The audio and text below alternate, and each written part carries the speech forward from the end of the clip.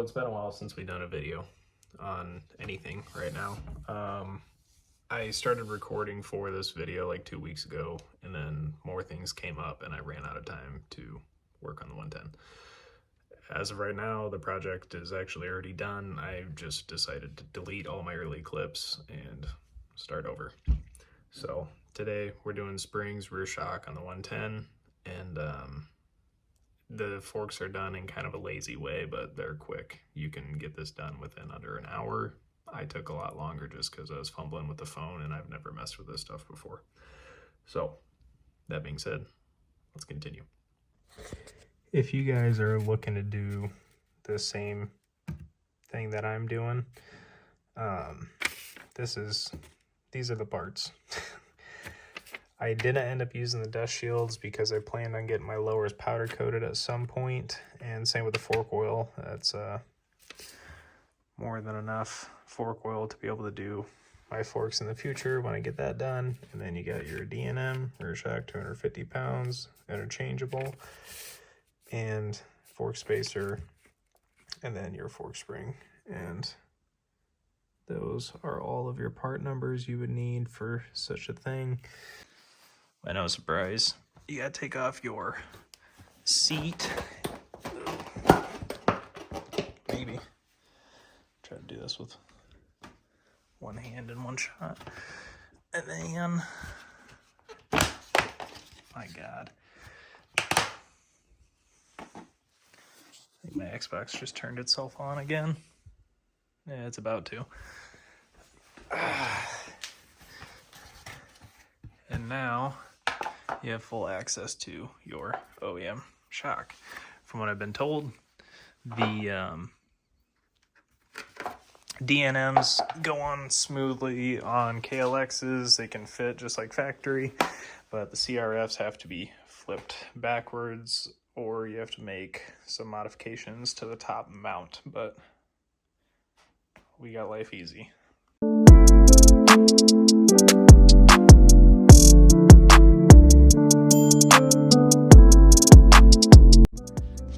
This part's gonna be hard to do with one hand, but I'm just lifting up the back side because it helps get some of the slack off that bolt, and then I can't show it now, but I was able to just run it out with my finger, so yeah, it makes life easier.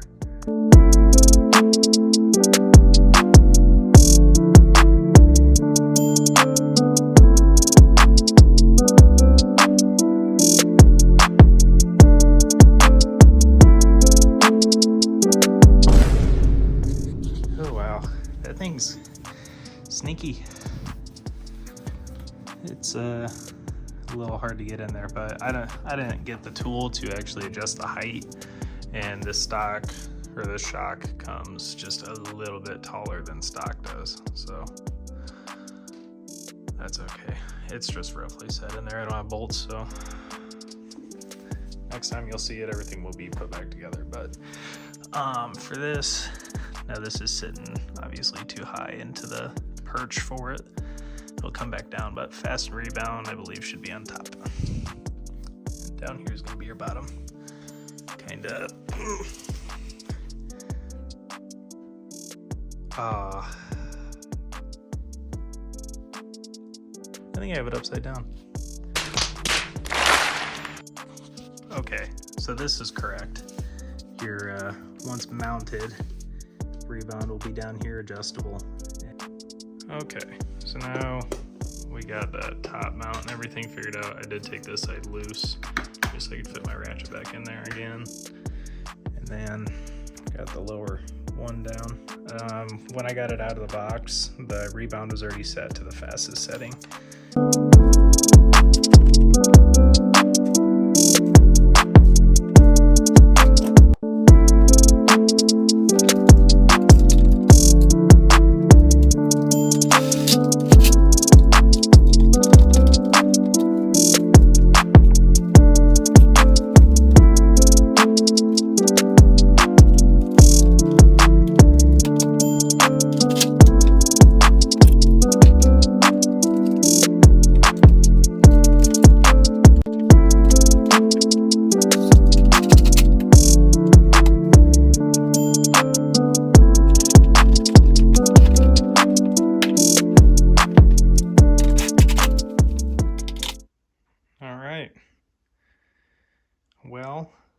I can definitely say it sits taller for sure, just judging by the way it looks. Now it almost actually kind of looks like one of them funny short bikes.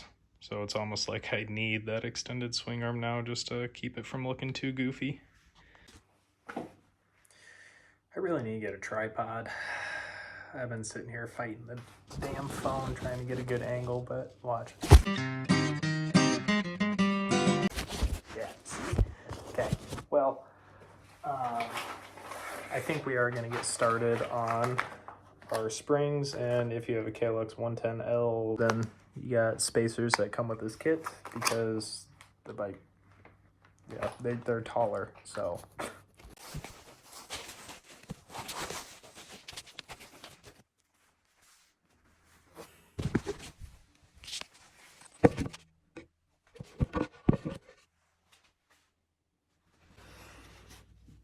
Oh, it already started recording.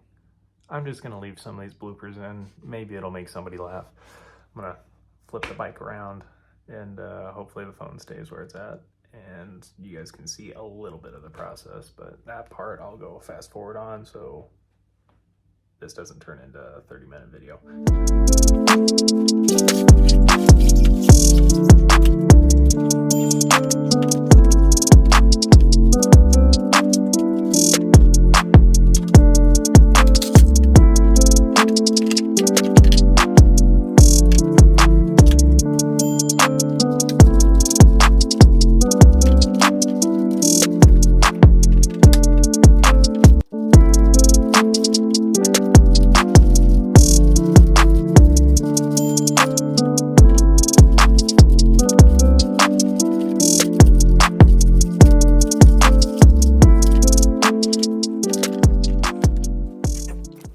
Okay, so some of you guys may be wondering, you know, are you a professional?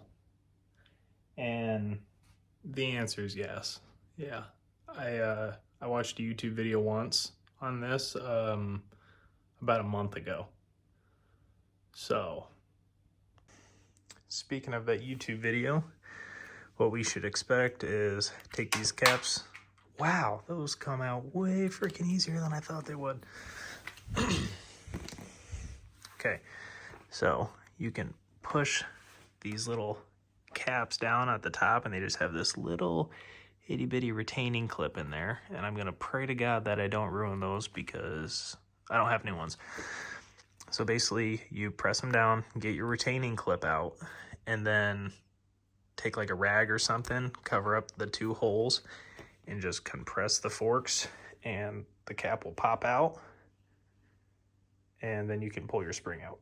And I can't remember if I'm right on this one or not. I'll tell you guys if I am or not in the future. But the spacer for the springs should go below this cap. We will find out. Okay, so I'm gonna use a 90-degree pick. It's a real little guy, like, and probably end up failing and resorting to something else. So we'll just see how it goes.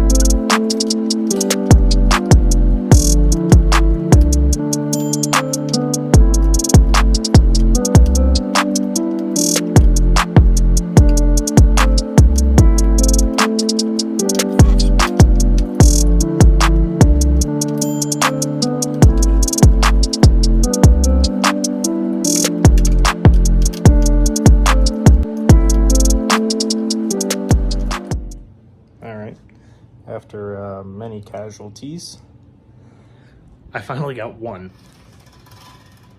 So there you go. I actually didn't even have to compress my forks at all to get that thing to pop out. Pretty much as soon as I got my ring out, I went to go stop pushing down on this guy real nicely and smoothly, and it just popped out. It did pop out unexpectedly and it hit the floor, but it doesn't look like I hurt anything, thankfully. All right, so I still have yet to get the other side out, but I figured I'd want to show you this. Went back over the other video that I watched before, and spring, spacer, cap it, and then drop that ring back in. I lost quite a bit of fluid, so I'm just gonna pour maybe a cap worth or maybe 2 of my fork oil. Maybe. We'll see how I do here, because I've sure made a mess with the other stuff. And bottoms up. Spit a little bit. I think I'll do 2. Yeah, maybe 3.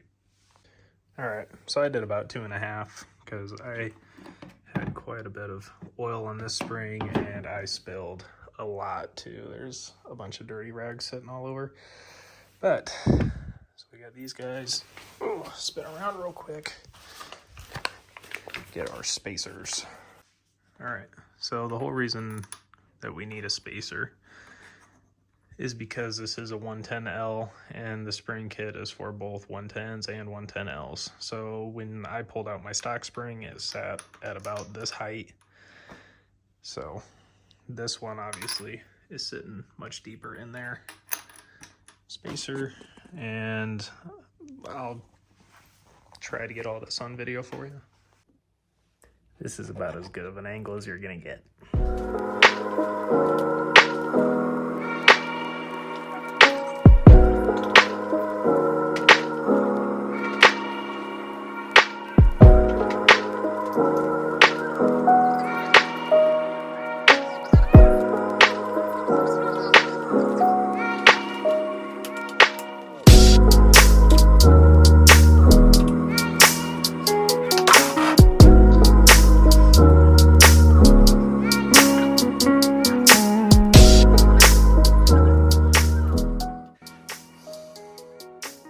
Yeah, YouTube professional here. I was using the socket and the rag setup. Yeah, and the extension, and I brought my baby poker bar / pry bar deal. Could have been using the entire time. Made life a lot easier. I didn't bend my retaining ring really on the way out, but 1, if yours is older, or 2, if you did jank yours up pretty bad, then that'd probably be a good idea. Just go ahead and replace that little retaining ring. I mean, as of right now, it's holding, but we'll see when I go to jump it if everything's just gonna come flying at me all at once. Now on this spring, I really didn't lose any oil, thankfully. But just because there is still going to be some oil that's stuck on the spring itself, I think I'll add like half a cap, which, judging by the cap size, it's probably half an ounce, maybe an ounce. These forks don't have like a whole lot of oil capacity. And yeah, so I think I'll do that with this side. Throw the spring back in, put everything back together, make it look like a bike again.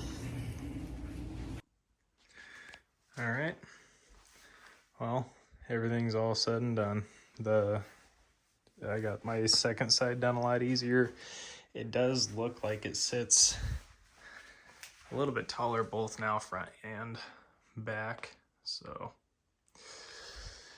I cannot wait to be able to ride this thing. And yet again, I will be addressing my throttle slack. It may not seem like much on video, but that is a lot. And I guess it actually goes back to the VM26 carburetor and just how that thing's set up in comparison to, you know, the other crap.